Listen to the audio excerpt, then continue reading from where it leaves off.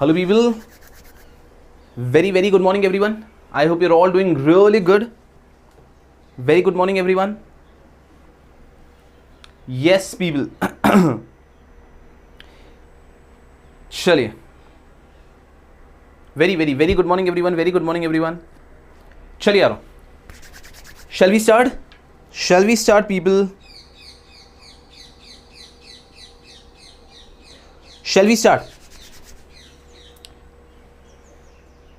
Yes people. Yes certainly. कल 2 students की Cadbury pending है. आज मैं आपको बता दूंगा कि कैडबरी का सिलसिला किस तरह से चलेगा. अरे हाँ भरत, इतने भावुक क्यों हो रहे हो? बिल्कुल मिलेगा. अहमद, यस पूरा बैच लाइव होगा. पूरा बैच लाइव होगा. यस अहमद. चलो कहता हूँ, शैल वी स्टार्ट? क्या पढ़ाई करेंगे यारों? जल्दी से बोलो, पढ़ाई को शुरू करें. Are you all set? Ahmed, एक कमेंट एक ही बार भेजा करो आप, बिकॉज उससे फिर वो पूरा कमेंट सेक्शन पर्पसलेस हो जाता है. अहमद, एक कमेंट को एक ही बार भेजिए. और मैंने कहा पूरा का पूरा बैच लाइव होगा. लाइव इसी तरह से हम लोग डेली पूरा का पूरा बैच पढ़ाने वाले हैं अप टिल मार्च. ओके. हाँ, शुरुआत के 10 दिन यूट्यूब पे रहेंगे और बाकी इंस्पायर एकेडमी के मोबाइल एप्लीकेशन पे रहेंगे. बट हाँ, होगा पूरा का पूरा लाइव. ओके.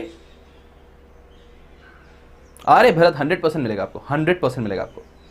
लेक्चर के एंड में बस मुझे याद दिला देना कि मैं फॉर्मेट कैसे रखूंगा, किस तरह से स्टूडेंट्स तक कैडबरी पहुंचेगी. चलो कहता हूं, shall we start? Shall we start? Ahmed, you can see Academy's number, so you can have a call. You can have a call and you can talk to these people. Yes, Faizan, आप बस एक बार Academy के number पे बात कर लीजिए. I am merely a teacher. चलो कहता हूँ, shall we start? शुरू करें क्या? शुरू करें क्या यारों? सुबह एकदम पढ़ाई के मूड में रहेंगे. बेहतरीन तरीके से शुरू करते हैं. जैसे कि मैंने आपको कल के लेक्चर में बताया था कि what are we doing right now, we are still building the base. हमने चैप्टर 1 की तरफ देखा भी नहीं. चैप्टर 1 अभी तक शुरू भी नहीं किया है.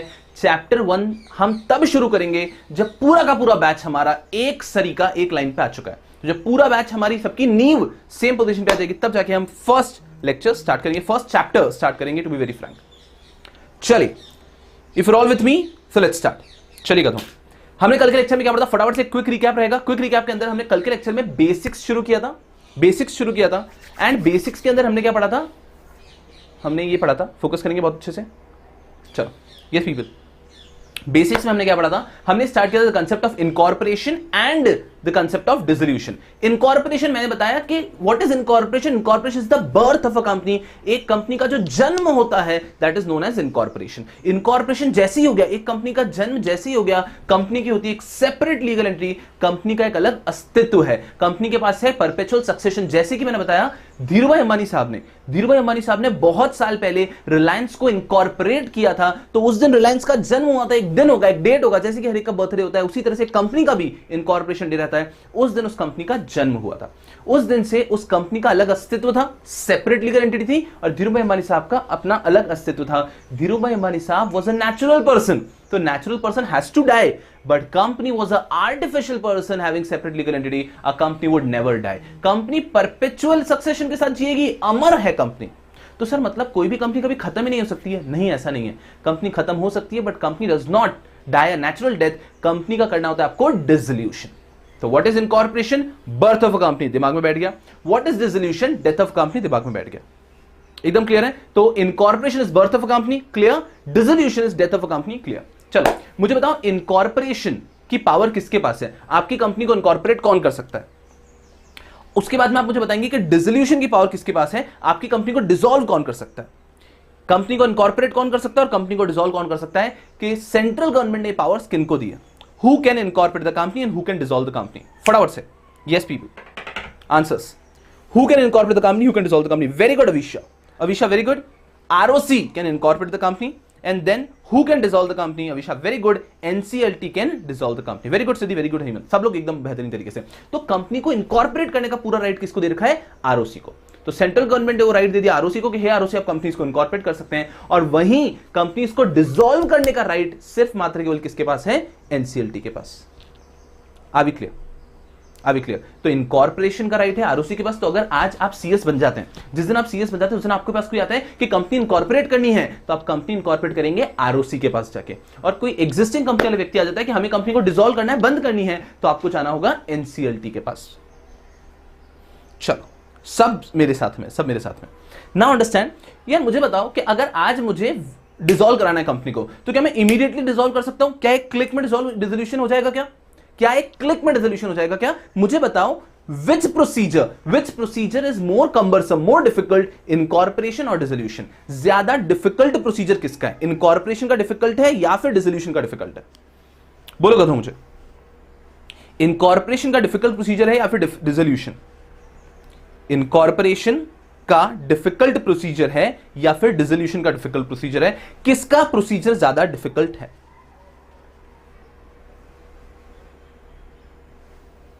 किसका प्रोसीजर ज्यादा डिफिकल्ट है? डिसोल्यूशन का। Understand very carefully. हाँ यार, बिकॉज इनकॉर्पोरेशन तो आज की तारीख में 24 आवर्स में हो जाता है। मियरली फाइलिंग आप बैठे, and I am telling you, incorporation आज की तारीख में घर पे बैठे बैठे हो जाता है पूरा। मैं आपको आज एक वेबसाइट दिखाऊंगा, mc.gov। उस वेबसाइट पे आपको सब कुछ मिलता है। तो आज आप घर बैठे बैठे कंपनी को इनकॉर्पोरेट कर सकते हैं। लेकिन डिसोल्यूशन इतना आसान नहीं है, बिकॉज डिसोल्यूशन के पहले आता है winding up. Now what is winding up? समझना ध्यान से। जैसे कि मैं आ रहा हूं, चलो इसे पूरा वाइंड अप करो। वाइंडिंग अप का मतलब क्या होता है? वाइंडिंग अप का मतलब होता है किसी भी चीज को अगर आप बंद करना चाहते हो तो उसको पूरा आपको क्लीन करना होगा, खाली करना होगा। तो कंपनी का अस्तित्व खत्म करने से पहले, सुना ध्यान से, कंपनी का अस्तित्व खत्म करने के पहले कंपनी के पास जो भी असेट्स हैं, लायबिलिटीज हैं, उन सबको जीरो करना होगा। तो मान लेते हैं आज कि आज Reliance industries limited, RIL, Reliance का हमको करना है डिसोल्यूशन। तो आप डायरेक्टली डिसोल्यूशन नहीं कर सकते। पहले रिलायंस की बैलेंस शीट में देखेंगे, बैलेंस शीट में जितने सारे असेट्स हैं इन सबको बेचा जाएगा। लायबिलिटीज में जितनी सारी लायबिलिटीज हैं उन सबको पे ऑफ किया जाएगा, जितनी भी लायबिलिटीज आप पे कर सकते हैं। और उसके बाद में जब बैलेंस शीट शून्य पे आ जाएगी, there are no assets, there are no liabilities, there are no assets, there are no liabilities. हो सकता है कुछ एक लायबिलिटी बच भी जाए, लेकिन हमारे कोई असेट्स नहीं और इन लायबिलिटीज को हम पे नहीं कर सकते हैं। When there are no assets and no outstanding liabilities, उस दिन हम एलिजिबल हो जाते हैं अब डिसोल्यूशन के लिए। तो वाइंडिंग अप का मतलब क्या होता है? वाइंडिंग अप का मतलब होता है कंपनी के सारे असेट्स को सेल ऑफ कर देना और कंपनी की सारी लायबिलिटीज को पे ऑफ कर देना। Are we understanding? Are you people understanding incorporation and dissolution? Because जब मैं चैप्टर 1 शुरू करूंगा, तब जब भी मैं इनकॉर्पोरेशन बोलूंगा, तब आप सबको दिमाग में क्लिक होना चाहिए इनकॉर्पोरेशन। अरे sir, this is birth of a company, ये बस कंपनी जन्म होने वाली है। Are you all with me when it comes to incorporation और डिसोल्यूशन? क्लियर है क्या सब लोग? हम डिसोल्यूशन और वाइंडिंग अप के अंदर डिफरेंस क्लियर है क्या? What is the difference between dissolution and winding up? Are you all with me with respect to the difference between dissolution and winding up? That dissolution is an event, भाई साहब, एक order of court है, but winding up is a process। सारे assets बेचे जाएंगे, सारे liabilities पे किया जाएगा। कभी कभी winding up में आपके सालों लग सकते हैं winding up में। dissolution तो एक दिन का काम है। क्या पूरी क्लास मेरे साथ में है क्या? If you're all with me, तो then we can go ahead। कि दिमाग में अगर जीवन में कभी भी इनकॉर्पोरेशन वर्ड आएगा तो ये very clear that this is birth of a company, उस कंपनी का जन्म होने वाला है। And when it comes to dissolution, this is death of a company. अरे यार, इस कंपनी का वाइंडिंग अप हो गया क्या? वो वाइंडिंग अप हो गया, फिर होगा डिसोल्यूशन। तो आपका वाइंडिंग अप होता है, उसके बाद में होता है आपका dissolution. Are you all with me? चलो, सो फिर फाइनली आज का लेक्चर शुरू करते हैं। ये हमने कल के लेक्चर में देखा था। आज के लेक्चर के एंड बहुत ही खास होगा। पहले आज के लेक्चर का जो पूरा कंटेंट मेरा प्लान है वो करते हैं। आज भी हमारा फोकस लेवलिंग पे ही है। मैं आशा करता हूं आज और कल में अगर मैं लेवलिंग कंप्लीट कर देता हूं, सब लोगों के बेसिक्स क्लियर हैं, फिर हम फोड़ेंगे चैप्टर 1 से। एंड ट्रस्ट मी, फिर आप इतने बेहतरीन पोजीशन पे होंगे that you could comfortably interpret any line और एनी सेक्शन। फिर आप इंटरप्रिटेशन कर पाएंगे, बिकॉज इन वर्ड्स का मतलब आपके दिमाग में पहले से स्थिर होगा। चलिए, बहुत ही बढ़िया। तो आपके इतने प्यारे जोश के साथ में हम लोग शुरू करते हैं आज का लेक्चर। पहले कुछ सिंपल से टर्म्स बता रहा हूं। What do you mean by share holder और अ मेंबर? कि एक शेयर होल्डर या एक मेंबर क्या होता है? फोकस करना बहुत अच्छे से, बहुत आसान सी चीज है ना। आई गेस आप लोगों ने ये तो इधर उधर कहीं ना कहीं सुना ही होगा। फोकस करना बहुत अच्छे से। What do you mean by share holder और a member?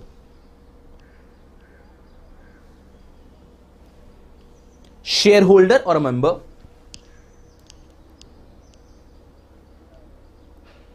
refers to person who holds shares in a company. Share holder refers to a person who holds shares in a company. Sir ऐसी definition मत बता दो, इतना ज्यादा knowledge मत दे दो हमको, हम पागल हो जाएंगे। अरे ये कैसी डेफिनेशन हुई? Share holder refers to a person who holds shares in a company. Sir तो बड़ी ऑब्वियस सी बात है, बिल्कुल ठीक है, फोकस करना मेरे साथ में आराम से। Share holder refers to a person who holds shares in a company. अब यहां पे मुझे थोड़ा सा आपसे पूछना चाहता हूं मैं, that when I am writing share here, when I'm writing share here, ठीक है, these are with respect to shares of a company, okay, but when I'm writing person here, person who holds shares in a company, does this mean only natural person? Does this mean only artificial person, or does it mean both? बहुत carefully मेरी बात को समझना और इसको interpret करने की कोशिश करना। What do you mean by share holder? Share holder refers to a person who's holding shares in a company. Shareholder refers to a person who's holding shares in a company. Shareholder refers to a person who's holding shares in a company. ठीक है, shareholder refers to a person who's holding shares in a company. ठीक है, ये जो person है ना, जो share hold कर रखा है, ये क्या नेचुरल पर्सन ही होना चाहिए या फिर ये आर्टिफिशियल पर्सन भी चलेगा, या फिर सर हाँ ये तो दोनों ही चलते हैं? अभी clear? Both both both both both both both both. बहुत ही समझदार बच्चे आप लोग। तो मतलब समझो, सबसे पहली चीज क्या बता रहा हूं कि शेयर होल्डर जो होता है वो कंपनी भी हो सकता है। सर पता है हमको, कोई बड़ी बात नहीं। ओके, नेचुरल पर्सन का मतलब क्या हुआ? Can a person own shares of a company? Of course yes. Today for example I am owning Bajaj finance के शेयर्स, तो मैं बजाज फाइनेंस का शेयर होल्डर हूं ना। टुडे मेरे पास मान लीजिए रिलायंस के शेयर्स है, तो मैं रिलायंस का शेयर होल्डर हूं ना, तो I am a natural person. Natural person can B a share holder. Very good, natural person can B a share holder. छोड़ो ये बात, even artificial person can be a shareholder. Even artificial person can be a shareholder. जैसे कि हमारी company थी फ्लिपकार्ट, हमारी एक company थी फ्लिपकार्ट, बिल्कुल ठीक है। फ्लिपकार्ट के अंदर हमारे दोनों भाई थे, उन दोनों के पास में फ्लिपकार्ट के सब्सटेंशियल शेयर्स थे। फोकस करना अच्छे से। उन्होंने अपने शेयर्स किसको बेच दिए? फ्लिपकार्ट ने अपने शेयर्स किसको बेच दिए रिसेंटली? उन दोनों भाइयों ने फ्लिपकार्ट के शेयर्स किसको बेच दिए? जल्दी जल्दी जल्दी बताओ, शेयर्स किसको बेच दिए फ्लिपकार्ट के वेरी रिसेंटली? फ्लिपकार्ट के शेयर्स किसको बेच दिए?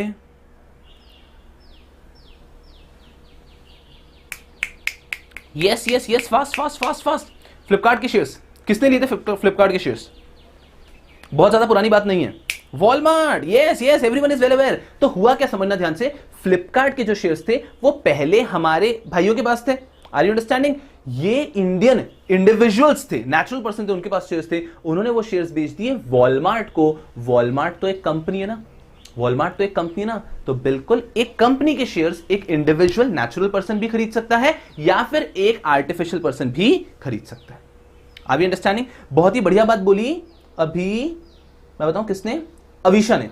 Understand very carefully. एक और पॉइंट है, जैसे कि अभी हमने सुना कि रिलायंस के अंदर फेसबुक शेयर्स खरीद रहा है, रिलायंस रिटेल वगैरह में, तो फेसबुक शेयर्स खरीद रहा है, तो नाउ ये फेसबुक भी तो एक आर्टिफिशियल पर्सन है, मार्क जकरबर्ग नहीं, फेसबुक खरीद रहा है। तो हमने सीखा भाई साहब, एक कंपनी के शेयर्स इंडिविजुअल भी खरीद सकते हैं, एक कंपनी के शेयर दूसरी कंपनी भी खरीद सकती है। तो what I am trying to say here is share holder और member refers to person who hold shares in a company. Okay, refers to a person who holds shares in a company. It could be natural person or artificial person. भले natural person और artificial person हो जो कि company के shares खरीद रहे हैं। अब सुनना, एक बहुत इंपॉर्टेंट बात बोल रहा हूं। Share holders are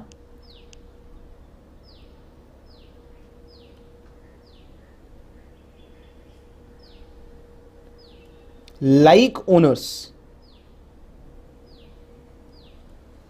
of the company. मेरी बात को बहुत केयरफुली सुनेंगे। Share holders are like owners of the company. Sir what do you mean by like owners of the company? सुना मेरी बात को बहुत ध्यान से। Share holders are like owners of the company. होता कैसे यारों, एक लेमैन जब होता है ना, लेमैन का मतलब समझ रहे हैं, जो कि एक एक्सपर्ट ऑफ लॉ नहीं है, वो लॉयर नहीं है, वो सीएस नहीं है, वो सीए नहीं है, वो व्यक्ति अगर कभी कहता है ना कि कंपनी का ओनर कौन है, तो कंपनी का ओनर कौन है? कंपनी का ओनर उसका शेयर होल्डर है। आप समझना मेरी बात को, सुनना बहुत केयरफुली, मैं क्या कहने की कोशिश कर रहा हूं, ये बात दिमाग में अच्छे से बिठा लेना, अदरवाइज किसी इंटरव्यू में आप खुद की बेइज्जती करा के आएंगे। फोकस करना बहुत ईजी, बहुत ईजी, बहुत ईजी सी बात है, फोकस करो यहां पे। यस यस यस पीपल, चलिए शायना उस पर भी आएंगे हम लोग, जस्ट गिव मी 5 मिनट्स। चलो करो, मेरी बात को समझो अच्छे से। आज अगर मैं आपसे पूछता हूं, आज अगर मैं आपसे पूछता हूं रिलायंस इंडस्ट्रीज लिमिटेड, ठीक है, का ओनर कौन है? आज अगर मैं आपसे पूछता हूं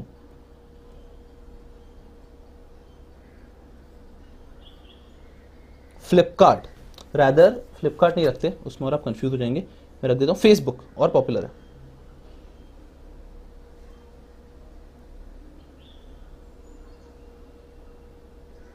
फेसबुक का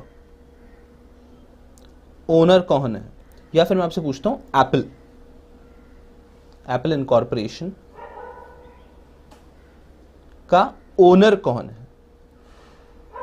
बहुत केयरफुली जवाब दो मुझे बताओ, रिलायंस का ओनर कौन है?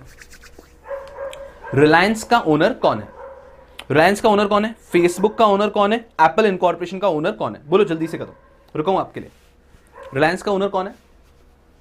फेसबुक का ओनर कौन है? एंड एप्पल इनकॉर्पोरेशन का ओनर कौन है? सुना मेरी बात को एकदम केयरफुली, अपन ये सुनना, इंडिया में जैसे कि वर्ड अपन लिमिटेड लगाते हैं ना कंपनीज के एंड में, Reliance industries limited, Tata steel limited, वैसे यूएस में इनकॉर्पोरेशन लगाते हैं, तो इट इज एप्पल इनकॉर्पोरेशन, ठीक है। तो ऐसे यूएस के अंदर इनकॉर्पोरेशन लगाया जाता है कंपनी के नाम के एंड में, तो ऐसे अलग अलग कंपनी का, कुछ कंट्रीज के अंदर पीएलसी लगाया जाता है, ठीक है। तो हर एक कंट्री के अलग अलग रूल्स होते हैं, इंडिया में हर एक कंपनी के नाम के एंड में लिमिटेड लगता है, that is not so relevant here. जिसके फेसबुक का भी आप नाम देखो, that is Facebook incorporation and Reliance industries limited. चलो, बहुत ही बढ़िया बात बोल रहे हैं, चलो सुनना बहुत अच्छे से। रिलायंस के ओनर पे हम कह देते हैं मुकेश जी अंबानी, ठीक है।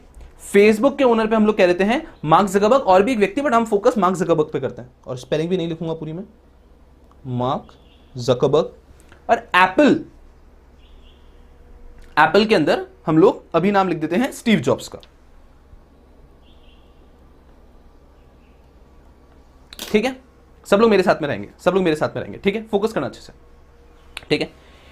सो रिलायंस के ओनर हो गए मुकेश अंबानी, फेसबुक के ओनर हो गए मार्क ज़करबर्ग, स्टीव जॉब्स के ओनर, एप्पल के ओनर हो गए स्टीव जॉब्स। सब लोग मेरे साथ यहां पर है, सब लोग मेरे साथ में यहां पे हैं।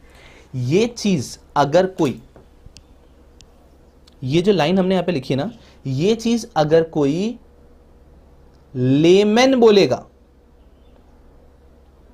तो चलता है, ये चीज अगर कोई लेमैन बोलेगा तो चलेगा। लेमैन मतलब एक व्यक्ति जो लॉयर नहीं है, जो सीएस नहीं है, सीए नहीं है, सीए कोई प्रोफेशनल कोर्सेज नहीं करे, एक लेमैन है। जैसे कि अपन किसी बात करते हैं, कोई व्यक्ति जो कि प्रोफेशनल फील्ड से रिलेटेड नहीं है, अगर वो ऐसा बोलता है ना कि मुकेश अंबानी साहब रिलायंस के ओनर हैं, तो उसके मुंह से चलेगा, उसके मुंह से चलेगा। लेकिन एज अ प्रोफेशनल कोर्स के स्टूडेंट आप ये कतई नहीं कह सकते कि रिलायंस के ओनर मुकेश अंबानी है, फेसबुक के ओनर मार्क ज़करबर्ग है और एप्पल के ओनर स्टीव जॉब्स हैं। आप इंटरव्यू में अपनी बेइज्जती करा के लाएंगे। सुनना मेरी बात को ध्यान से, रिलायंस के अंदर मुकेश अंबानी साहब ओनर नहीं है, रिलायंस के अंदर मुकेश अंबानी साहब हैं substantial share holder. Mark Zuckerberg Facebook के ओनर नहीं है, वो हैं सब्सटैंशियल शेयर होल्डर, मतलब बहुत सारे शेयर्स हैं उनके पास। एंड एप्पल के भी स्टीव जॉब्स को हम ओनर नहीं कह सकते, वो हैं सब्सटैंशियल शेयर होल्डर्स।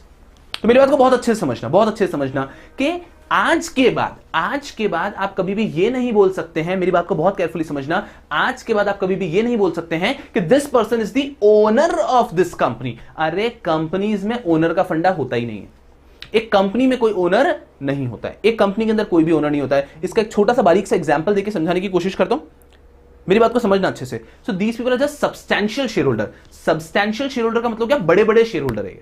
तो इस कंपनी में दूसरे भी शेयर होल्डर हैं, समझना, इस कंपनी के अंदर दूसरे भी शेयर होल्डर हैं, लेकिन इस कंपनी के सब्सटैंशियल शेयर होल्डर्स हैं कौन? मुकेश अंबानी साहब। इस कंपनी के सब्सटैंशियल शेयर होल्डर्स हैं मार्क ज़करबर्ग साहब, या फिर इस कंपनी के अंदर substantial share holder Steve job. और ऐसे इंडिया में, वर्ल्ड में आपको हजारों एग्जांपल मिल जाएंगे। तो सबसे पहली चीज दिमाग में क्लियर रखना कि कंपनी के अंदर ओनर का फंडा होता ही नहीं है, कंपनी के अंदर फंडा होता है शेयर होल्डर का। अब समझना है फंडा क्यों नहीं है, समझना मेरा फंडा क्यों नहीं है। मेरे साथ में आप सिर्फ एक ओपन माइंड के साथ रहना, ओपन माइंड के साथ मेरे साथ रहो। मैं आपको कह रहा हूं, ये अगर इंट्रिकेट पॉइंट्स आपके दिमाग में बैठ गए तो पूरा कंपनी आप खुद पढ़ लोगे, आपको मेरी जरूरत भी नहीं है। You don't even need me for the entire company law if at all you understood these बारीक पॉइंट्स very carefully। समझना मेरी बात को बहुत अच्छे से, ठीक है। सर कंपनी के अंदर ओनर का कंसेप्ट क्यों नहीं है? क्यों शेयर होल्डर का कंसेप्ट है? सुनना बहुत केयरफुली, सुनना बहुत केयरफुली। बिकॉज मान लेते हैं आज रिलायंस के शेयर्स खरीद सकता है कोई भी व्यक्ति। मैं शेयर्स पे भी आऊंगा कि शेयर बेसिकली इस वर्ड का मतलब क्या होता है, उस पर आऊंगा अभी इस डिस्कशन के एंड पे, बट अभी हम फ्लो नहीं तोड़ते। रिलायंस के शेयर कोई भी खरीद सकता है, सही बात है। चलो फोकस करना बहुत अच्छे से। यहां पे अभी जितने भी स्टूडेंट्स लाइव हैं उनमें से कोई ऐसा व्यक्ति है क्या जो शेयर्स में ट्रेडिंग करता है, जो शेयर्स खरीदता है? यस बोल दो बस, कोई भी है तो वो यस बोलो। मेरे साथ रहना, बहुत बारीक तरीके से एक चीज आपके दिमाग में फिट करूंगा, फोकस करना अच्छे से। कोई भी व्यक्ति है क्या यहां पे जो कि शेयर्स में ट्रेडिंग करता है? जो कि शेयर्स में ट्रेडिंग करता है। साइली, सब्सटैंशियल शेयर होल्डर का मतलब होता है बड़े शेयर होल्डर जिनके पास बहुत ज्यादा शेयर्स हैं, उस पर आ रहा हूं मैं बस अभी। सब्सटैंशियल शेयर होल्डर मतलब एक ऐसा शेयर होल्डर जिसके पास बहुत सारे शेयर्स हैं एक कंपनी के, उस पर आ रहा हूं बस अभी।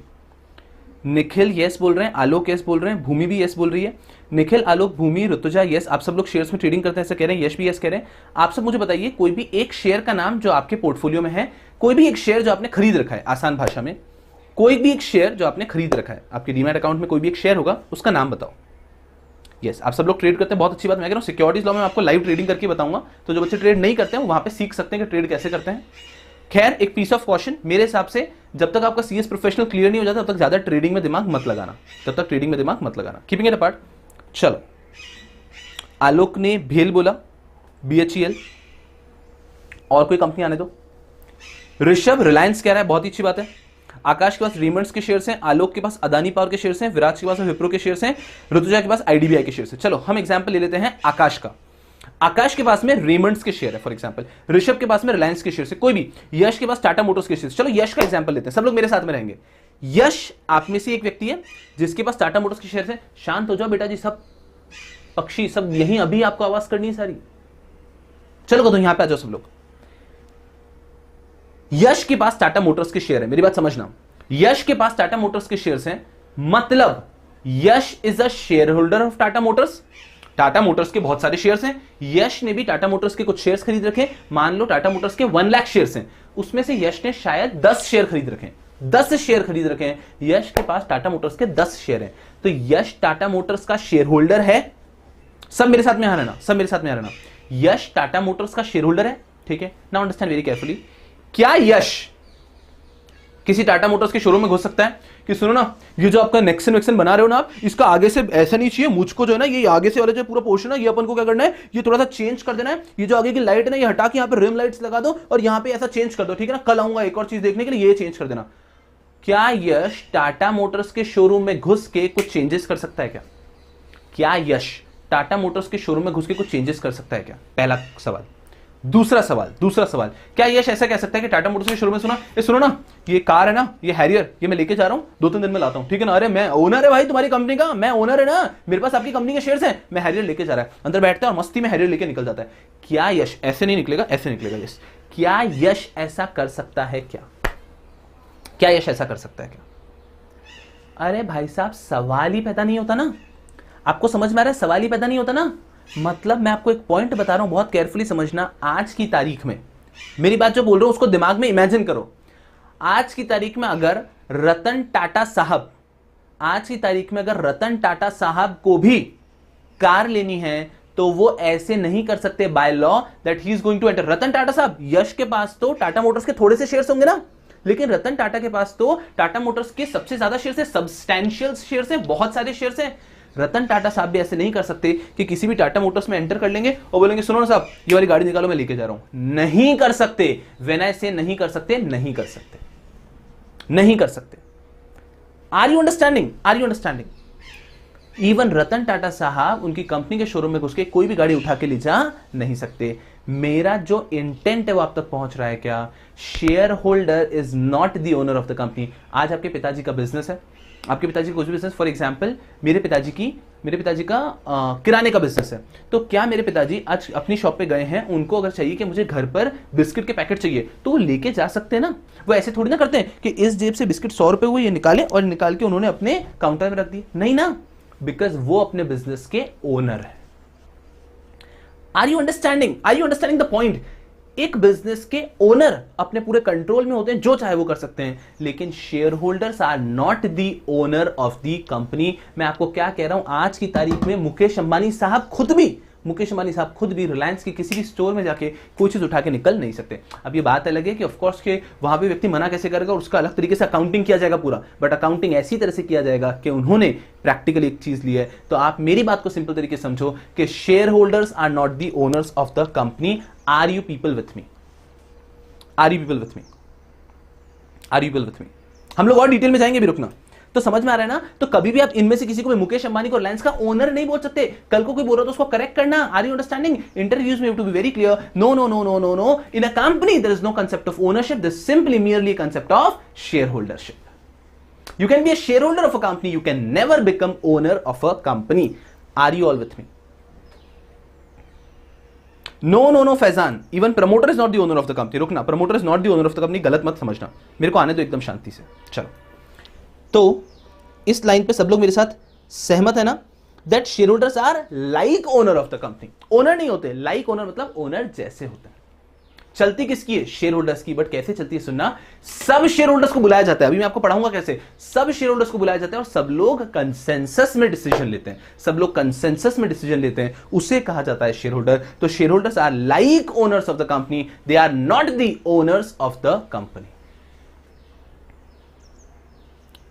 Are you all with me? तो share holders are like owners of the company, share holders are not the owners of the company.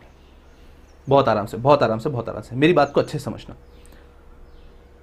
ये लाइन सबके दिमाग में बैठ गई है, ये लाइन सबके दिमाग में बैठ चुकी है। That share holders are like owners of the company, they are not owners of the company. ठीक है? नहीं, मैं अभी भी कह रहा हूं कि लेमैन। अब आयुषा का एक क्वेश्चन है, बहुत अच्छा सवाल है कि 12th में क्यों पढ़ाया फिर कि share holders are the owners of the company. इसीलिए तो मैंने बैच को शुरू करने के पहले, अभी तक मैं चैप्टर 1 पे आया ही नहीं हूं। मैंने आपको कहा चैप्टर 1 के पहले मैं क्या करना चाहता हूं, उस इमारत को बनाने के पहले, कि कंपनी को बिल्डअप करने के पहले मैं लेवलिंग करना चाह रहा हूं, अपनी नींव स्ट्रॉन्ग करना चाह रहा हूं। तो कोई भी व्यक्ति कल को ये नहीं बोल सकता है share holders are the owners of the company, और नहीं सर मानना ही पड़ेगा आपको, हमारे 12th के टीचर ने पढ़ाया था, बहुत सुंदर आदमी था वो, बहुत सुंदरता से पढ़ाया था उसने कि share holders are the owners of the company. नहीं यारा, भूल जाओ उस चीज को। Share holders are not the owners of the company, they are like owners of the company, they are like owners of the company, they are not the owners of the company. सब लोग मेरे साथ हैं क्या?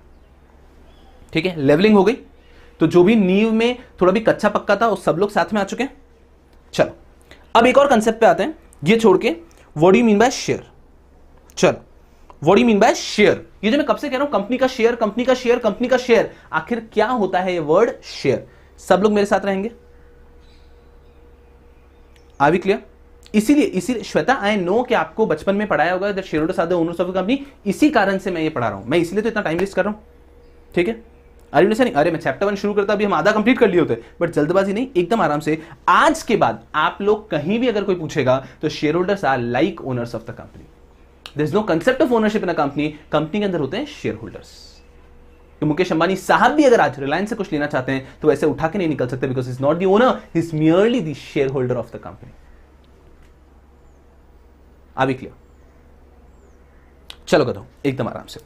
अब मैं आपसे बात करता हूं, what do you mean by the word share? जो मैं कब से कह रहा हूं ना, शेयर होल्डर। आखिर शेयर का मतलब क्या होता है? पूरी क्लास का फोकस यहां पे रहेगा तो मजा आएगा। मैं अभी भी कह रहा हूं, मेरे साथ बने रहो बस, ठीक है ना? मैं आपको ये कह रहा हूं कि जो व्यक्ति चाहता ना कि ये कुछ सेशंस के बाद वो सेल्फ स्टडी करे, मैं उसको सेल्फ स्टडी के लायक करके छोड़ूंगा कि आप अगर चैप्टर 1 से खुद भी पढ़ने की कोशिश करोगे तो आपको समझ में आएगा। चैप्टर 1 से खुद भी पढ़ोगे तो आपको समझ में आएगा, लेकिन जो आपको बेसिक्स पहले क्लियर होने चाहिए वो हम पहले क्लियर करके आगे बढ़ेंगे। ठीक है? चलो, नाउ सवाल यह है, शेयर का मतलब क्या होता है? यश, आपने एकदम सही बोला, लेकिन मैं थोड़ा सा और नीचे से आना चाह रहा हूं, और बेसिक से आना चाहता हूं। चलो एकदम आराम से, फोकस वेरी केयरफुली। मुझे बताओ, आज मैं हूं शुभम सुखलेचा, ठीक है? I have started a business of my own. What do I do? I sell vada pav और चाय। मुझे लगता है इंडिया में बेस्ट बिजनेस, स्पेशली महाराष्ट्र में तो best business is vada pav and चाय। ठीक है?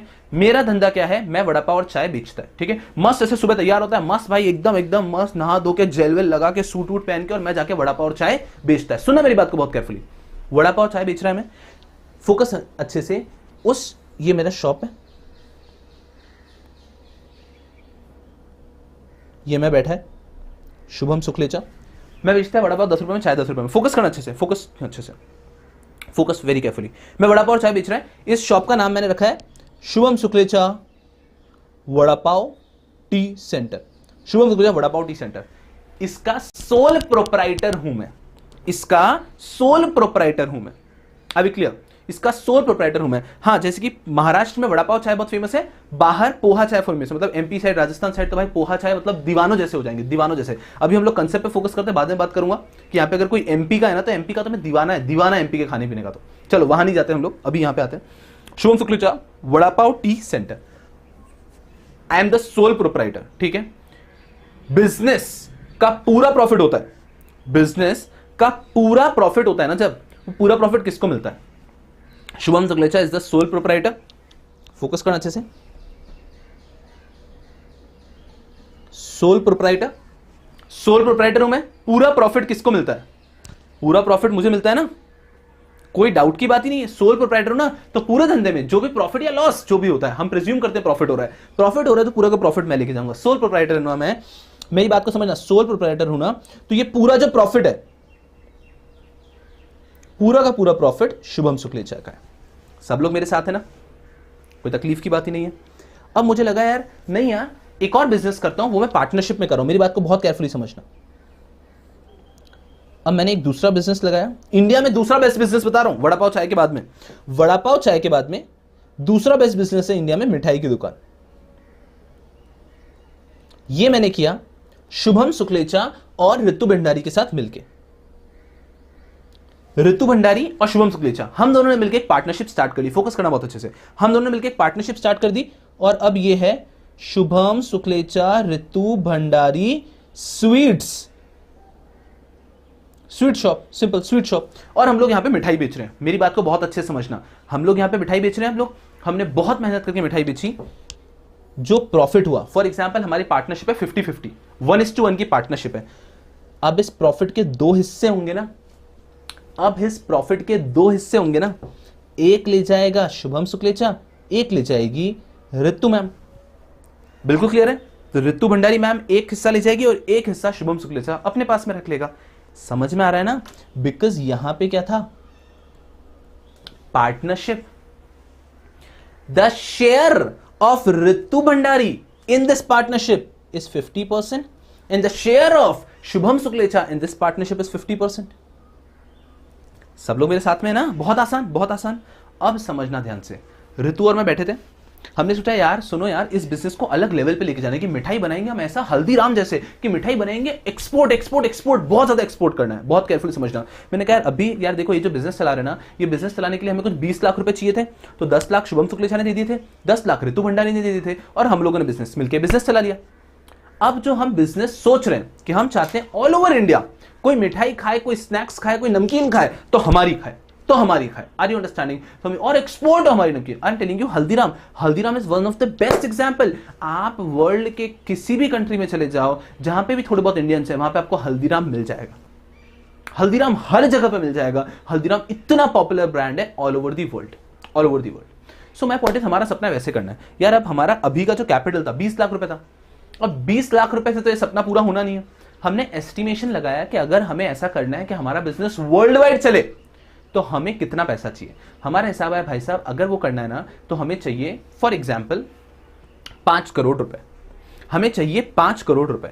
5 करोड़ रुपए अगर हमारे पास में होंगे, if we have 5 CR there after, 5 crore अगर हमारे पास में ना, तो हम लोग वैसा बिजनेस कर सकते हैं। अगर 5 करोड़ है तो हम बिजनेस कर सकते हैं। शुभम शुक्लेचा और ऋतु भंडारी ने मिलकर क्या किया? फोकस करना बहुत अच्छे से, एक कंपनी फॉर्म की।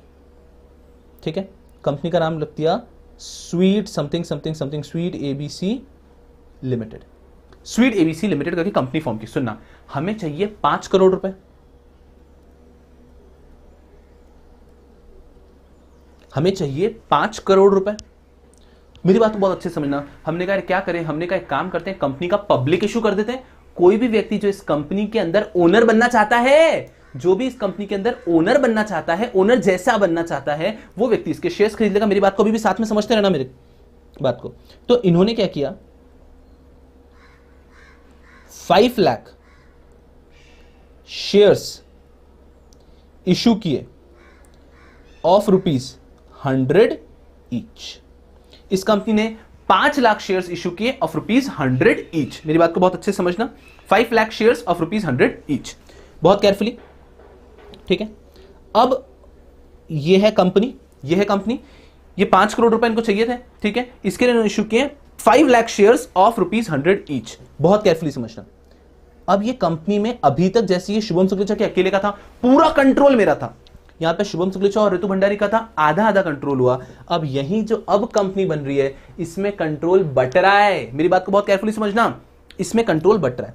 मान लेते हैं कि इस कंपनी में टोटल है 5 लाख शेयर्स, उसमें से इन 5 लाख शेयर्स में से मैं कर देता हूं कुछ 1 लाख शेयर। इन 5 लाख शेयर्स में से 1 लाख शेयर्स हैं शुभम सुक्लेचा के पास, 1 लाख शेयर्स हैं ऋतु भंडारी के पास, ओके। और बाकी शेयर्स हमने पब्लिक इशू कर दिए हैं, तो बहुत लोगों ने थोड़े थोड़े थोड़े थोड़े थोड़े शेयर्स खरीद लिए। समझना मेरी बात को। अब इस कंपनी में बहुत सारे लोग आ गए ना, सुना, एक व्यक्ति जिसने 1000 शेयर खरीदे, उसके पास सिर्फ 1000 शेयर है, 1000 शेयर है, उसका नाम है मिस्टर आकाश। तो मिस्टर आकाश के पास 1000 शेयर है। ऐसे ही अब कंपनी के अंदर बहुत सारे शेयर होल्डर्स हो गए हैं। एक व्यक्ति जिसने सिर्फ 100 रुपए देकर एक शेयर खरीदा है, एक व्यक्ति जिसने सिर्फ 100 रुपए देकर एक शेयर खरीदा है, वो भी तो यहां पे ओनरशिप में आ गया। बहुत बारीक सा होगा उसका, बहुत छोटा सा होगा, बट इसके पास में फॉर एग्जाम्पल लॉट में अलाउड था। इमेजिन कर लो, एक शेयर है, मान लो किसी भी व्यक्ति के पास, उसका नाम लिख दिया, एक शेयर है उसके पास, तो वो भी तो शेयर होल्डर बन गया। तो एक कंपनी में क्या होता है, सुनना, कुछ बड़े बड़े शेयर होल्डर हो सकते हैं और बाकी कोई भी व्यक्ति जिसने एक भी शेयर खरीदा है, कोई भी व्यक्ति जिसने एक भी शेयर खरीदा है, वो व्यक्ति बन जाता है कंपनी का शेयर होल्डर, वो व्यक्ति बन जाता है कंपनी का शेयर होल्डर। तो जिस प्रकार से शेयर का मतलब क्या हो गया, एक हिस्सा जो है वो उस व्यक्ति के पास है। अब इमेजिन कर लो, मेरे पास है 1 लाख शेयर्स, कंपनी के ना टोटल है 5 लाख शेयर्स, 1 लाख मेरे पास है, कंपनी के टोटल है 5 लाख शेयर्स। इमेजिन करना बहुत अच्छे से, मेरे पास 1 लाख शेयर्स हैं out of total 5 lakh shares. तो कहीं ना कहीं ये जो 1 लाख हैं, this is 20% of 5 lakh shares. 1 lakh shares is nothing but somewhere 20% of 5 lakh shares. तो मेरे पास कंपनी का 20% कंट्रोल है, ऋतु के पास कंपनी का 20% कंट्रोल है, हम दोनों के पास मिला के 40% कंट्रोल है, और 60% कंट्रोल किसके पास है, पब्लिक के पास। ये जिन लोगों ने शेयर्स खरीदे हैं, तो हो सकता है कोई व्यक्ति इसके पास 1 शेयर हो, 10 शेयर हो, 5 शेयर हो, वो कंपनी का क्या बन जाता है, शेयर होल्डर। वो कंपनी का क्या बन जाता है, शेयर होल्डर। अभी हम लोग संकेत डिफरेंशियल वोटिंग वगैरह पे नहीं गए, हम अभी सिंपल रख रहे हैं, बेसिक्स पे हम लोग। तो ये सब बन गया शेयर होल्डर। अब सुनना, मान लो हमें कोई भी डिसीजन लेना है, पहले की बात करता हूं, जब सोल प्रोप्राइटरशिप थी, मैं अकेला बिजनेस कर रहा हूं, मैं वड़ा पाव बेच रहा हूं, मैं चाय बेच रहा हूं, मुझे लगता है यार भाई यहां पे मुझे वड़ा पाव और चाय के साथ में मुझे कोई और प्रोडक्ट, मुझे छाछ भी बेचनी है, मुझे एक और प्रोडक्ट भी लॉन्च करना है। मैं कर सकता हूं क्या, मुझे किसी व्यक्ति से पूछना पड़ेगा क्या, मेरे साथ में रहना। मैं आपको क्या कह रहा हूं, आपको समझ भी नहीं आएगा कि डिस्कशन आपको कैसा बिल्डअप करके लास्ट टेक अवे क्या रहेगा। मेरे साथ में रहो। अगर मैं अकेला है तो मेरे को जो इच्छा है वो मैं बिजनेस यहां पे ऐड कर सकता हूं या नहीं। सोल प्रोप्राइटरशिप थी, शुभम सुक्लेचा वड़ा पाव चाय लिमिटेड, मैं मेरी इच्छा से कुछ भी ऐड कर सकता हूं क्या, अभिषा यस, उस पे आऊंगा मैं सब्सटेंशियल शेयर होल्डर की डेफिनेशन पे भी। अभी सिंपल रखो, अभी बेसिक्स पे हम लोग, मैं तो शेयर होल्डर वर्ड का मतलब बताना चाह रहा हूं। मैं मेरी इच्छा से कोई भी प्रोडक्ट ऐड कर सकता हूं क्या, मुझे इसका जवाब दो। आज मैं चाहता हूं कि नहीं यार, वड़ा पाव चाय के साथ में I want to sell this thing also, मैं छाछ ताक, I want to sell butter milk as well, can I do that?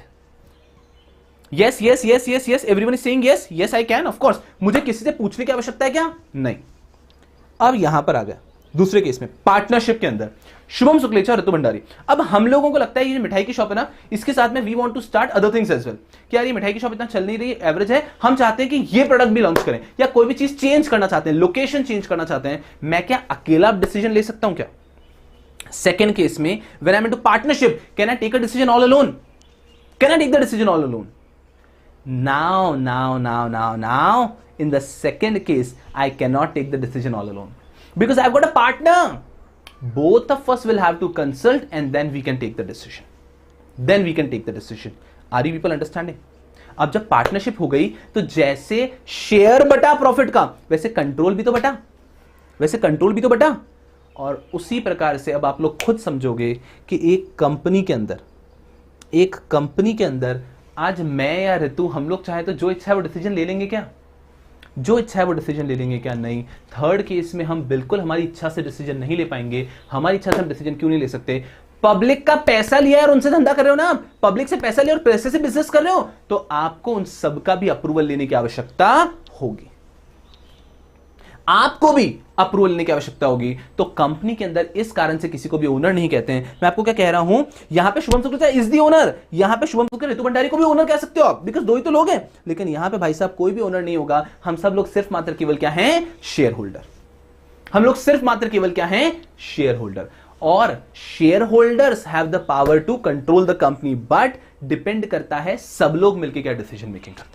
अब मैं एक एग्जांपल लेता हूं, फिर आगे बढ़ेंगे। एग्जांपल समझो, आज मान लीजिए हमारी जो कंपनी है, हमारी कंपनी सडनली एक डिसीजन लेना चाहती है that we want to start furniture business as well, कि हमारा मिठाई का स्नैक्स का बिजनेस था, मैं फर्नीचर बिजनेस भी स्टार्ट करूं। For example I tell you, Haldiram का जो बिजनेस है ना, हम सबको क्या पता है, फ्रूट ये स्नैक्स का, मिठाई का, इसका है। हल्दीराम के रेस्टोरेंट्स हैं, आप में से बहुत लोगों को पता भी होगा।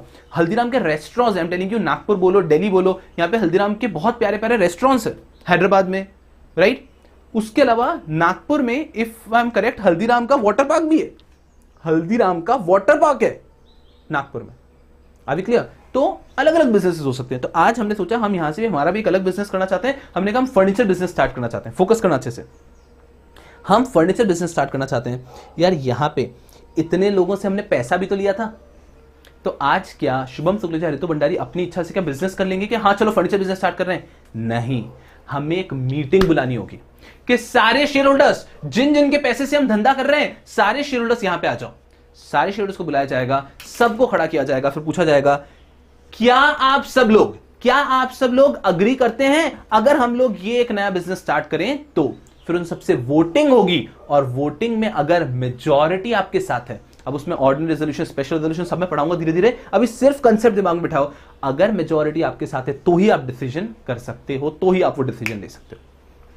तो जैसे कि अभी तक हम बात कर रहे थे ना, अरे सोल प्रोप्राइटरशिप पूरा आपका है, क्योंकि आपने किसी से पैसा ही नहीं लिया है ना, खुद के पैसे से धंधा कर रहे हो, तो कंट्रोल भी खुद का। पार्टनरशिप, 2-3 लोगों से पैसा लिया है तो 2-3 लोगों के कंसेप्ट से काम करोगे। But when it comes to company body, you are not the owner. आज मुकेश अंबानी भी नहीं कर पाएगा कुछ, उससे जनरल मीटिंग बुलानी होगी, और जनरल मीटिंग में सबके साथ में फिर वो रेजोल्यूशन पास कराना होगा। और अगर वहां पे मेजॉरिटी आपके साथ में है, अग्री करती है, only then you can take the decision.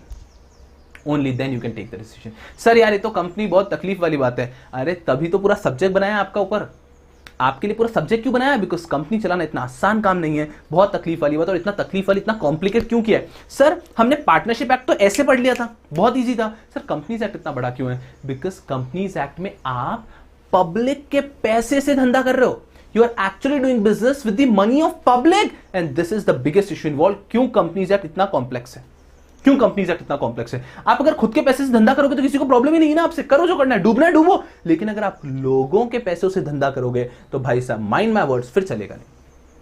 अगर आप लोगों के पैसों से धंधा कर रहे हो तो फिर आप उनको जवाब देना होगा, और आपको उनका भी अप्रूवल लेना होगा। एंड अप्रूवल लेते हैं, उसे तो कहा जाता है एजीएम। आऊंगा मैं उसके ऊपर। चलो एकदम आराम से। मैं आपसे क्या अपेक्षा रखता हूं? मैंने आपको कल भी एक चीज बोली थी कि मैं जब डिस्कशन करूंगा तो मैं बहुत कुछ बोल दूंगा। आपको क्या ध्यान रखना है, जो मैं आपको लिख के दे रहा हूं, जो मैंने लिखा वो समझ में आ रहा है क्या? तो अभी से मैंने सिर्फ 2 लाइन लिखी है।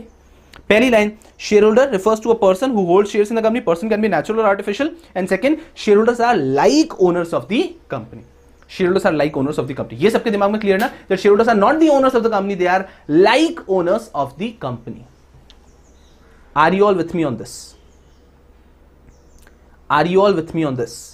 That share holders are like. Sir ये 2 लाइन तो क्लियर दिमाग में बैठ गई है। ये 2 लाइन सबके दिमाग में बैठ गई क्या? That share holders are like owners of the company, they are not the owners of the company. कभी कोई गधा जीवन में बोल दिया ना, मतलब मैं कह रहा हूं मुझसे पढ़ा हुआ बच्चा अगर कभी इंटरव्यू में बोल जाएगा that share holders are the owners of the company, भाई डूब मरेगा मैं। Share holders are like owners of the company. Are you all with me?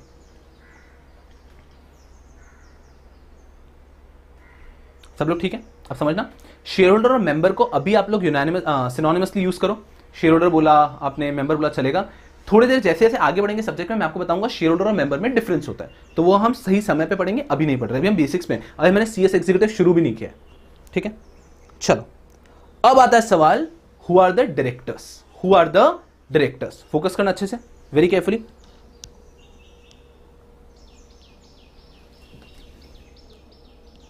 Directors are those natural person, rather रुको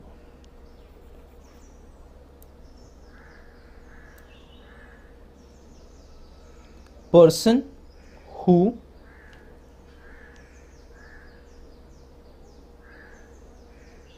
manages the company. बहुत अच्छे से समझना मेरे साथ में. What do you mean by director? Director refers to a person who manages the company. Who manages the company. अब मुझे एक बात बताओ ना, सब लोग मेरे साथ में रहेंगे. ये जब मैं पर्सन लिखता हूं, इसका मतलब वापस नेचुरल पर्सन, आर्टिफिशियल पर्सन या फिर both. Director refers to a person who manages the company. जो कंपनी को मैनेज करते हैं वो होते हैं director. Director refers to a person who manage the company. Person लिखा है, इस पर्सन का मतलब नेचुरल पर्सन, आर्टिफिशियल पर्सन या दोनों. नेचुरल पर्सन, आर्टिफिशियल पर्सन या दोनों. नेचुरल पर्सन, आर्टिफिशियल पर्सन या दोनों. बोलो जल्दी से. Director can be a natural person, artificial person और बोथ. जैसे कि मैंने आपको बताया ना, share holder. Share holder can only be a natural person और आर्टिफिशियल पर्सन. तो डायरेक्टर के ऊपर क्या कुछ ऐसा रेस्ट्रिक्शन है क्या? सही नहीं नहीं नहीं नहीं सही. संभल के रहना, संभल के रखना. सही, बहुत ही बड़े करेक्ट आंसर दिया सबने. फोकस करना अच्छे से. As per section 149. बट अभी भी समझा रहा हूं मैं आपको, मैं वहां तक गया ही नहीं हूं. मैं आपको इस तरह से कंपनी में पढ़ाऊंगा कि आप CSET में कुछ भी पढ़कर नहीं आए हो. ठीक है ना? Only natural person. तो अगर मैं बात करता हूं डायरेक्टर की, director can not be a artificial person. अब सही आप क्या करेंगे? एकदम प्यार मोहब्बत से, कोई बुरा नहीं मानेंगे. सही समझ में आना चाहिए. छोटा सा धीरे से टुक कर देंगे कि भाई गलत जवाब दिया है, ताकि आपको हमेशा से लाइफ में याद रहे कि डायरेक्टर कभी भी आर्टिफिशियल पर्सन नहीं हो सकता. आप प्रैक्टिकल सोचना, डायरेक्टर को कंपनी मैनेज करनी है, एक आर्टिफिशियल पर्सन कैसे मैनेज करेगा? So director has to be a natural person. Director has to be a natural person. Are you understanding? Are you understanding? तो director has to be a natural person. क्या कह रहे हैं यहां पे? सवाल क्या है कि डायरेक्टर कौन होता है? डायरेक्टर वो होता है जो कंपनी को मैनेज करेगा. Person who is going to manage the company, and director can only be a natural person. Director can only be a natural person. तो director are those who going to manage the company. अब सुनना मेरी बात को बहुत अच्छे से. यही दोनों को यहां छोड़ते हुए अब मैं यहां आ रहा हूं. सब लोग मेरे साथ में रहेंगे, सब लोग मेरे साथ में रहेंगे. अब आपको मजा आएगा कि एक्चुअली सही एकदम आराम से. सॉरी वो नहीं, अरे मैं कोई बुरा मानता ही नहीं हूं. एकदम आराम से, एकदम शांति से खुद को ऐसा छोटा सा थप्पड़ रख दोगे कि आपको याद रहेगा गलत आंसर दिया था. Director can only be a natural person. Okay, because कभी भी एक आर्टिफिशियल पर्सन मैनेजमेंट नहीं करता. मैनेजमेंट एक्टिवली आपको ऑफिस आना है, ऑफिस में बैठ के काम करना है, तो वो एक नेचुरल पर्सन नहीं कर सकता, वो एक आर्टिफिशियल पर्सन नहीं कर सकता. Director has to be natural person. रुकना, अब मेरी बात को समझ जाओ. सुनो, आज के पूरे लेक्चर में अभी तक क्या पढ़ाया? कुछ नहीं पढ़ाया. एक लाइन पढ़ाई कि कंपनी के अंदर शेयर होल्डर कौन होते हैं. शेयर होल्डर मतलब जिन्होंने कंपनी के शेयर्स खरीदे हैं भाई साहब, है ना, जिन्होंने अपना पैसा दिया है कंपनी के लिए, वो शेयर होल्डर. डायरेक्टर कौन होते हैं? वो लोग जो कंपनी को मैनेज कर रहे हैं. अब मेरी बात को बहुत अच्छे से समझना, अब मेरी बात को बहुत अच्छे से समझना. यहां पर रहना सब लोग. फिर हम लोग उस पर आएंगे, जो हमने 2-3 पॉइंट छोड़े ना, उस पर हम बाद में आएंगे. एक बार मैनेजमेंट ऑफ द कंपनी समझो, decision making in the company कैसे होती है. सुनो मेरी बात को बहुत अच्छे से, बहुत अच्छे से समझना. ये एक ऐसा एस्पेक्ट है, ये समझ लिया ना, ये और कल का लेक्चर आपने समझ लिया, तो मैं भी कह रहा हूं कि आप कंपनी लॉ सेल्फ स्टडी करने लायक हो सकते हो, कि आप कंपनी लॉ सेल्फ स्टडी भी कर पाओगे. फोकस करना अच्छे से. क्या कहने की कोशिश कर रहा हूं मैं यहां पे? सुनो सुनो सुनो. हम 2 पार्टनर थे, शुभम शुक्लेजा एंड ऋतु भंडारी. बहुत केयरफुली मेरे साथ रहो. शुभम शुक्लेजा एंड ऋतु भंडारी, ठीक है. हम दोनों पार्टनर थे. हम दोनों ही कंपनी को, हम दोनों ही पार्टनरशिप को मैनेज भी करते थे और ओनरशिप भी थी. तो ओनरशिप एंड मैनेजमेंट दोनों शुभम शुक्लेजा और ऋतु भंडारी के पास था. समझ में आ रहा है क्या कह रहा हूं मैं? ये हमारी पार्टनरशिप थी, तो शुभम शुक्लेजा और ऋतु भंडारी हम दोनों ओनर्स भी थे, और हम दोनों के पास में मैनेजमेंट भी था. काम भी हम दोनों संभालते थे और ओनर भी हम दोनों थे. ओनरशिप एंड मैनेजमेंट हम दोनों के पास थी. सुनना, जब मेरे अकेले का बिजनेस था, शुभम शुक्लेजा सोल प्रोप्राइटर था,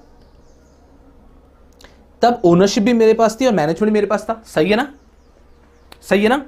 आपने एक कंसेप्ट, एक लाइन पढ़ी होगी शायद CSET में या फिर 12th में, that in a company there is separation of ownership and management. क्या होता है separation of ownership and management? ये हम यहां पे पढ़ रहे हैं. फोकस करेंगे सब लोग साथ में. तो जैसे कि सोल प्रोप्राइटरशिप भी थी, तो वहां पे भी क्या था? वहां पे भी था ओनरशिप मैनेजमेंट. जब पार्टनरशिप भी थी, वहां पे भी था ओनरशिप एंड मैनेजमेंट. दोनों सेम लोगों के पास था. बट जब कंपनी आई, जब कंपनी बनी, सुनना, कंपनी के अंदर ओनरशिप का तो फंडा ही नहीं है ना, कंपनी के अंदर तो ओनरशिप का फंडा ही नहीं है।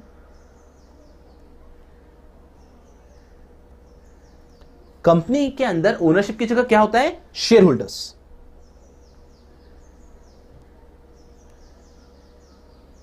कंपनी के अंदर ओनर्स नहीं होते, क्या होते हैं? Share holders. मुझे बताओ, सुना सुना सुना सुना, फोकस करना अच्छे से। कंपनी के अंदर श्रेया नहीं, आई एम सॉरी, शाइमा, आपके क्वेश्चन का आंसर आएगा मैम, बट थोड़े देर बाद आएगा। शेयर होल्डर, सुनना, कंपनी के अंदर बहुत सारे शेयर होल्डर्स होते हैं। बहुत ट्रिक क्वेश्चन पूछ रहा हूं, अच्छे से जवाब देना। जैसे हम लोग सोल प्रोप्राइटरशिप में जिसके पास ओनरशिप थी उसी को मैनेजमेंट दे दिया था, जैसे कि हमने पार्टनरशिप में जिसके पास ओनरशिप थी उसी को मैनेजमेंट दे दिया था, क्या उसी तरह से कंपनी में भी जो शेयर होल्डर्स हैं उन्हीं को मैनेजमेंट दे दूं क्या मैं? जो शेयर होल्डर्स हैं उन्हीं को मैनेजमेंट दे दूं क्या?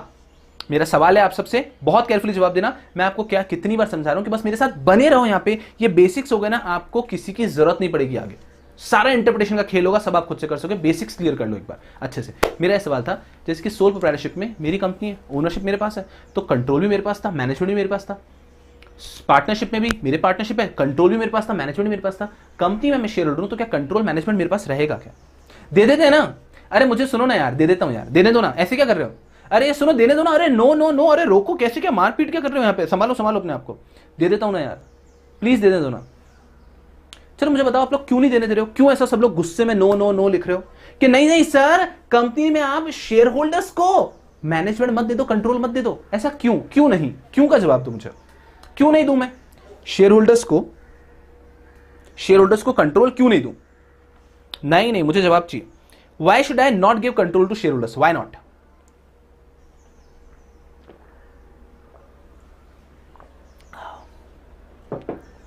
अरे गधो, मुझे क्यों का जवाब दो। जो आपने ये CS EET वगैरह में पढ़ा है ना, वो सब आंसर मत दो जो आप पढ़कर आए हो। लॉजिक लगा के बोलो कि शेयर होल्डर्स को कंट्रोल क्यों नहीं दूं, दे दूंगा तो क्या हो जाएगा, क्या रायता फैल जाएगा। अरे रितु कितनी प्यारी बात बोल रही है, सुनो सुनो, रितु कह रही है as there are many share holders, तो सबको कैसे कंट्रोल दे सकते हैं? फोकस हियर, और बोलो यस यस, वेरी करेक्ट कि सर रिलायंस के 1 लाख शेयर होल्डर हैं, अगर हम 1 लाख शेयर होल्डर को कंट्रोल दे देंगे तो काम कैसे चलेगा? सुनना मेरी बात को, इमेजिन करो कि कंपनी के अंदर सब लोगों ने पैसा दिया, तो रिलायंस के मान लो शेयर होल्डर आज कितने होंगे? मेरे रिलायंस के शेयर होल्डर होंगे आप 5-10 लाख शेयर होल्डर होंगे रिलायंस के, 5-10 लाख शेयर होल्डर होंगे रिलायंस के। तो सुनो मेरी बात, समझो। अब रुक जाओ। हम आज से चले जाते हैं 200 साल पहले, जुप करके हम 200 साल पहले चले गए, ठीक है? 200 साल पहले चल चुके हैं। अब 200 साल पहले हम लोग आ चुके हैं, अब यहां पे खड़े हम लोग। अब सुना मेरी बात को ध्यान से, अब यहां पे अभी तक कंपनी लॉ है ही नहीं। इमेजिन कर लो कंपनी लॉ है ही नहीं। कंपनी लॉ जब यहां पे है ही नहीं, अब हम लोग क्या कह रहे हैं कि चलो एक काम करते हैं, हमें पता ही नहीं है डायरेक्टर्स वगैरह कंसेप्ट कैसे आया। इमेजिन करो, हमने कहा कंपनी बनाई है, हम सब लोगों ने मिलकर कंपनी बनाई है, हम 500 लोग हैं, हम लोग ये कंपनी को मैनेज भी करेंगे। हम 500 लोगों ने कंपनी बनाई है, 500 लोगों के पैसे से हम ही मैनेज भी करेंगे। 200 साल पहले चले गए, कंपनीज एक्ट तब तक इतना स्ट्रांग कुछ भी नहीं है, हम ही कंपनी को मैनेज भी करेंगे। अब हुआ कैसा, कंपनी चलने लगी, शुरू हुआ, एक छोटा सा डिसीजन लेना था कि यार ये काम कर ले क्या। हमने कहा चलो सब लोग आओ, 500 लोग आओ, डिसीजन मेकिंग करेंगे। सब लोग आए, चलो डिसीजन मेकिंग करेंगे। डिसीजन मेकिंग किया, हो गया। 5 दिन हुए, 5 दिन वापस एक और डिसीजन लेता, चलो सब लोग आओ डिसीजन मेकिंग करेंगे। सब लोग वापस सारे डिसीजन मेकिंग करें। वापस 10 दिन हुए, वापस बुलाया, शेयर होल्डर्स परेशान हो गए, क्या चल रहा है तुम्हारा? हर 5-6 दिनों में आप हमें बुलाते हो, आओ डिसीजन मेकिंग करो। हमारे पास अगर इतना टाइम होता तो हम खुद का बिजनेस डाल देते ना, आपको पैसा थोड़ी देते। Understand very carefully. सो जब 500 शेयर होल्डर्स मिलकर बिजनेस करने की कोशिश करें तो प्रॉब्लम क्या हो रही है? बार बार डिसीजन मेकिंग के लिए आना पड़ रहा है ना, तो इन सब 500 लोगों ने क्या डिसाइड किया, एक काम करते हैं यार, सुनो, आज 500 लोग ना, हम लोग 2-3 मैनेजर्स अपॉइंट कर देते हैं। सुनना बहुत केयरफुली, हम लोग 2-3 मैनेजर्स अपॉइंट कर देते हैं यार, जो ये पूरा डे टू डे मैनेजमेंट देख लेंगे। अगर कोई इंपॉर्टेंट डिसीजन होगा तो हमें बुलाया जाएगा। यार बार बार हमें बुला रहे हो तो चलता है क्या यार? ऐसे काम नहीं चलेगा। हम 2-3 मैनेजर्स को अपॉइंट कर लेते हैं जो लोग कंपनी को चलाएंगे, डे टू डे बिजनेस करेंगे, वो समझा देंगे कैसे करना, उनको लिख के दे देंगे पूरे पावर्स एंड ड्यूटीज कि आपको कैसे कंपनी चलानी है, और अगर कोई तकलीफ होती है तो वो हमें बुला सकते हैं। तो सुनना, पैसा लगेगा शेयर होल्डर्स का, डायरेक्टर जो मैनेजर्स हम अपॉइंट करना चाह रहे हैं वो आएंगे, उनको उनकी सैलरी मिल रही है और वो काम करेंगे अच्छे से। इस आइडिया को बढ़ाते बढ़ाते बढ़ाते बढ़ाते बढ़ाते बढ़ाते बढ़ाते बढ़ाते कंपनीज एक्ट 2013 के अंदर तो बड़ा क्लियरली लिखा है डायरेक्टर्स का कंसेप्ट, जो कि बहुत वेल स्टेब्लिश्ड है कि बिकॉज शेयर होल्डर्स को आप बार बार बुला नहीं सकते यार, एक डिसीजन लिया तो क्या बार बार शेयर होल्डर्स आएंगे क्या? और general meeting is a very expensive affair as well. General meeting is a very expensive affair and hence you cannot call shareholders every time for a decision making, and hence long back the concept of directors came into picture. shareholder बोले कि सुनो ना, इन director को salary देंगे ना हम लोग, और ये लोग कंपनी मैनेज करेंगे हमारे बिहाफ पे, और ये लोग कंपनी मैनेज करेंगे हमारे बिहाफ पे, and that is how the concept of director has been developed. तो समझना ध्यान से, ये लाइन एकदम दिमाग में बैठ जानी चाहिए. That focus very carefully, focus. shareholder is the person who holds shares of the company. They are like owners of the company. Company के ओनर्स जैसे, ठीक है. लेकिन director are person who manages the company. अब मैं line को complete कर रहा हूं, सुना ध्यान से. Directors are the person who manages the company as per the directions of the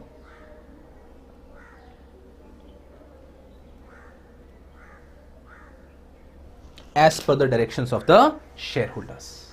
अरे भाई शेयर होल्डर का पैसा है, शेयर होल्डर की कंपनी है. अब शेयर होल्डर को लगता है हम रोज रोज कहां के मैनेज करेंगे, तो हम लोग अपॉइंट कर देते हैं कुछ मैनेजर्स को, डायरेक्टर्स को. कुछ डायरेक्टर्स को हम अपॉइंट कर देते हैं, कुछ डायरेक्टर्स को हम अपॉइंट कर देते हैं. They are the directors. अब कभी कभी ऐसा भी होता है कि मैं एक शेयर होल्डर हूं, मैं सोचता हूं भाई मुझे डायरेक्टर बना दो ना, मैं कंपनी को मैनेज करेगा, मुझे डायरेक्टर बना दो, मैं पक्का कंपनी को मैनेज करेगा. तो उस तरह से कभी कभी कुछ शेयर होल्डर्स को भी डायरेक्टर बना दिया जाता है, कुछ शेयर होल्डर्स को भी डायरेक्टर बना दिया जाता है. The best example Mukesh Ambani. Mukesh Ambani is the share holder of Reliance. Mukesh Ambani is also a director of Reliance. अरे अभी आप में से कोई व्यक्ति एक ने बोला था कि वो रिलायंस का शेयर होल्डर है, उसने रिलायंस के शेयर्स होल्ड कर रखे हैं, बट वो कंपनी का डायरेक्टर थोड़ी है. तो वो कंपनी को मैनेज नहीं कर सकता. कंपनी को मैनेज किया जाता है by the board of directors.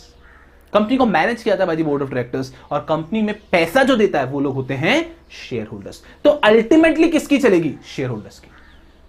Ultimately चलेगी शेयर होल्डर्स की. वो डायरेक्टर्स तो सिंपल कठपुतलियां हैं, जो शेयर होल्डर्स बोलेंगे वो डायरेक्टर्स करेंगे. तो directors are simply managing the company on behalf of the share holders. So directors are merely managing the company on behalf of share holders. Are you all with me? Are you all with me? Clear है क्या? तो simple सी बात चल रही है यहां पे कि यार भाई साहब डायरेक्टर्स वो हैं जो कंपनी को एक्चुअली मैनेज कर रहे हैं, और शेयर होल्डर्स वो हैं जिन्होंने डायरेक्टर्स को अपॉइंट किया, चलो कंपनी को मैनेज करो, चलो कंपनी को मैनेज करो. तो पैसा पूरा लगा है शेयर होल्डर्स का, और मैनेज करते हैं डायरेक्टर्स. अभी क्लियर? धीरे धीरे धीरे आगे बढ़ेंगे हम लोग एकदम आराम से. चलो अब मैं यहां पे था मैनेजमेंट ऑफ द कंपनी. सुनना मेरी बात को बहुत केयरफुली, बेसिक्स पे ही हम लोग अभी भी. मैनेजमेंट ऑफ द कंपनी, तो कंपनी का मैनेजमेंट कुछ इस तरह से होता है. Very carefully, be with me.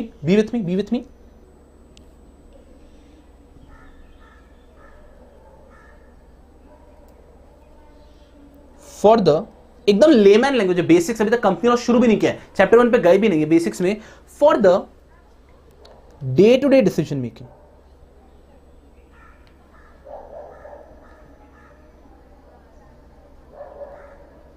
जो day to day decision making होती है, ये day to day decision making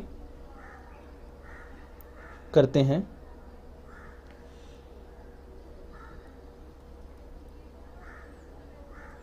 by the directors. तो जो कंपनी के डे टू डे डिसीजंस होते हैं ना, रोजमर्रा के डिसीजंस लेने, वो लेते हैं directors. But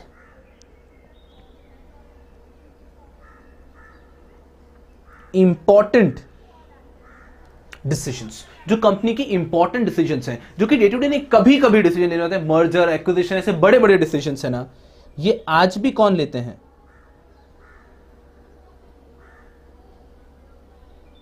by share holders. सुना मेरी बात को बहुत केयरफुली. सो जो कंपनी के day to day decision making है, जो रोजमर्रा के डिसीजन वो लेंगे डायरेक्टर्स, और जो बहुत इंपॉर्टेंट वाले डिसीजन है वो लेते हैं शेयर होल्डर्स. ये समझ में आ रहा है कि कंपनी के day to day decision making कौन करेगा? कंपनी के डायरेक्टर्स. और कंपनी के जो बहुत इंपॉर्टेंट वाले डिसीजन है वो आज भी कौन लेता है? Share holder. ये समझ में आ रहा है क्या? सिद्धार्थ का एक क्वेश्चन है, can a director be a share holder? 100% yes. Mukesh Ambani is the best example, is a director as well as a share holder of Reliance. Very well allowed. ये समझ में आ रहा है क्या कि डे टू डे डिसीजन लेंगे डायरेक्टर्स, और जो इंपॉर्टेंट डिसीजन है वो लेंगे शेयर होल्डर्स. समझ में आ रहा है क्या? यहां तक मेरे साथ हो क्या?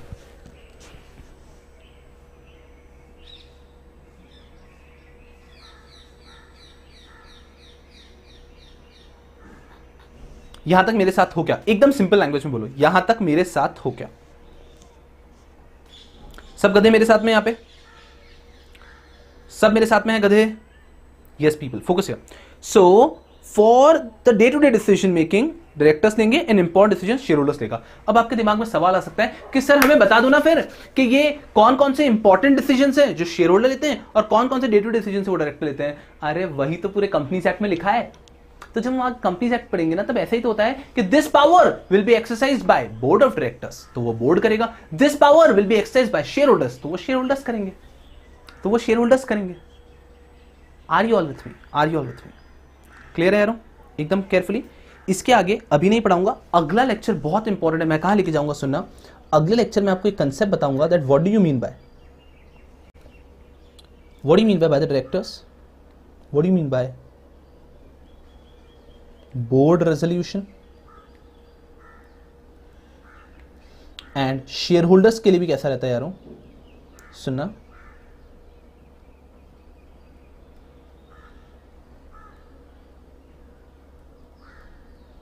शेयर होल्डर्स रेजोल्यूशन, और उसमें दो होते हैं, ordinary resolution and special resolution. तो ये हम कल पढ़ेंगे कि इसके अंदर अभी ये डिसीजन मेकिंग लेते कैसे हैं, आखिर डायरेक्टर्स डिसीजन मेकिंग कैसे लेते हैं, आखिर शेयर होल्डर्स डिसीजन मेकिंग कैसे लेते हैं। ये बारीक तरीके से पढ़ेंगे आप अगले लेक्चर के अंदर, एक बार मुझे बताइए, सुना मेरी बात को ध्यान से, what is the difference between ordinary resolution and special resolution? किसी को अगर पता है तो कुछ कहना चाहता है क्या? ऑर्डिनरी रेजोल्यूशन और स्पेशल रेजोल्यूशन क्या होता है? What is special resolution, what is ordinary resolution? What is special resolution, what is ordinary resolution? कोई व्यक्ति कहना चाहता है क्या कुछ? आज हम जब विदा हो रहे हैं तो विदा होने के पहले कोई व्यक्ति कहना चाहता है क्या? What is ordinary resolution, what is special resolution? Shweta, मतलब it is going to take a lot of time for us to reach there. नहीं अवीशा, गलत जा रहे हो आप। ऑर्डिनरी रेजोल्यूशन स्पेशल रेजोल्यूशन की बात करें अवीशा, आप चले गए ऑर्डिनरी बिजनेस में। आप बात करें ऑर्डिनरी बिजनेस स्पेशल बिजनेस, गलत है। ऑर्डिनरी रेजोल्यूशन स्पेशल रेजोल्यूशन अलग होता है, ऑर्डिनरी बिजनेस स्पेशल बिजनेस अलग होता है।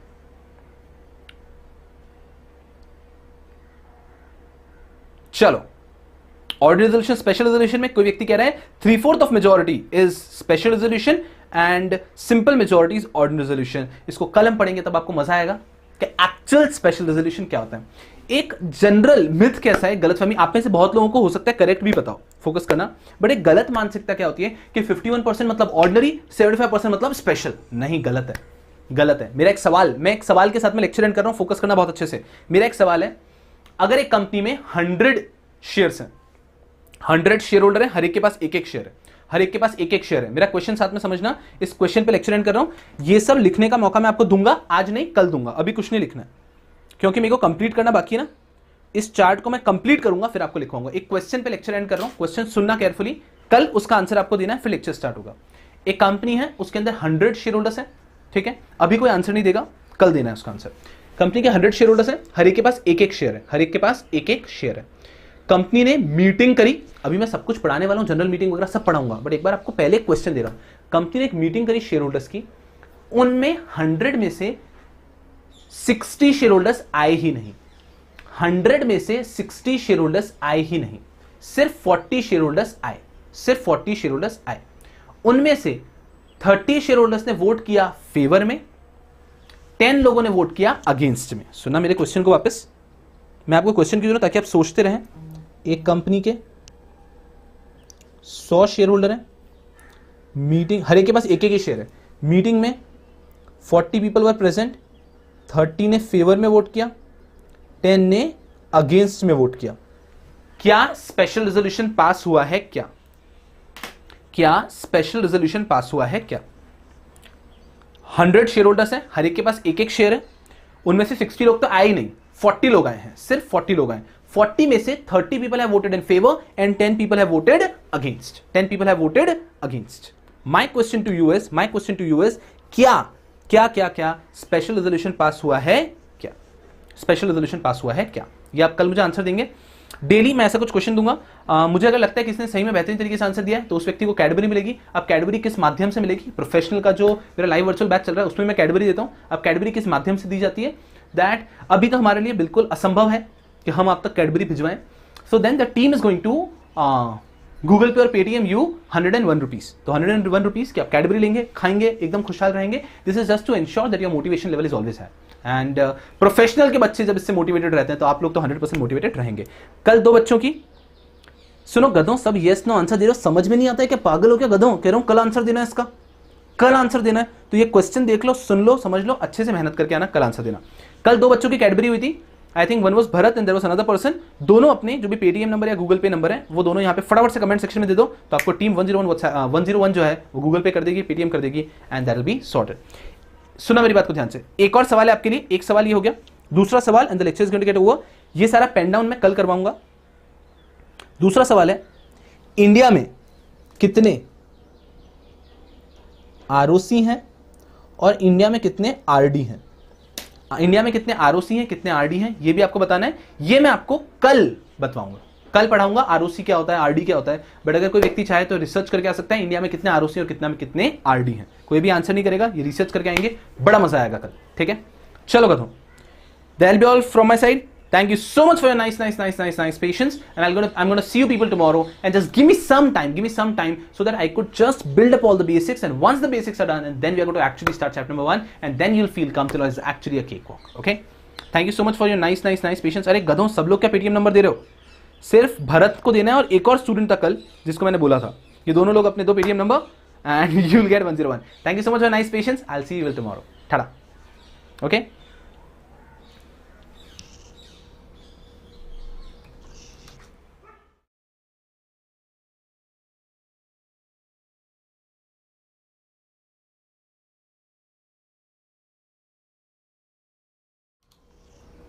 गधों, एक्चुअली कैसा हुआ, लेक्चर थोड़ा सा एक्सटेंड हो गया, तो आप लोग थोड़ा सा शॉर्ट ब्रेक लेके जल्दी से वापस आएंगे। इसके बाद में आपका लेक्चर होगा। ओके, तो थोड़ा सा एक शॉर्ट ब्रेक लेकर और जल्दी से वापस आएंगे। ओके, शॉर्ट ब्रेक लेंगे और जल्दी से वापस आएंगे। आपका सेटिंग अप का लेक्चर रहने वाला है इमीडिएटली, ठीक है? 5 मिनट के ब्रेक में आपका सेटिंग अप का लेक्चर रहेगा। ओके, तो जल्दी से जाएंगे, जल्दी से आएंगे। Thank you so much, bye.